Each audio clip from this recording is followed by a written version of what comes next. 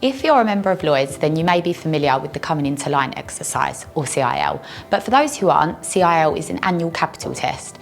It runs from mid-April to June, carried out by Lloyds to ensure that all members of Lloyds have sufficient capital in place, i.e. funds at Lloyds, to support their underwriting. For the coming into line exercise, Lloyds will firstly calculate how much capital is required for each member to support their existing portfolio of syndicates, known as the Economic Capital Assessment, or ECA. This figure is usually between 50% and 60% of the member's premium income limit, so a member underwriting £1 million would typically have an ECA of between £500,000 and £600,000. Some members may find their ECA is above or below this range due to the makeup of their portfolio.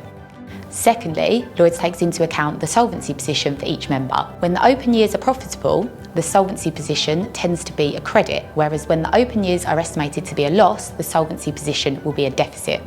Lloyds then combines the ECA and the solvency position to give the total funding requirement, which is then looked at against the funds at Lloyds valuation of the previous 31st of December to assess whether or not the member has a funds at Lloyds surplus or shortfall.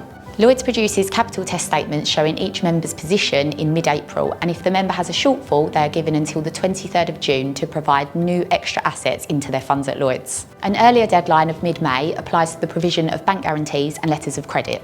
One important point to note is that if there is a solvency deficit, this amount must be covered using Tier 1 assets, i.e. cash or equities. As a regulated entity with responsibilities to all of its policyholders, Lloyds requires them to be correctly capitalised. Selling capacity later in the year may, however, be an option to meet the coming into line shortfall.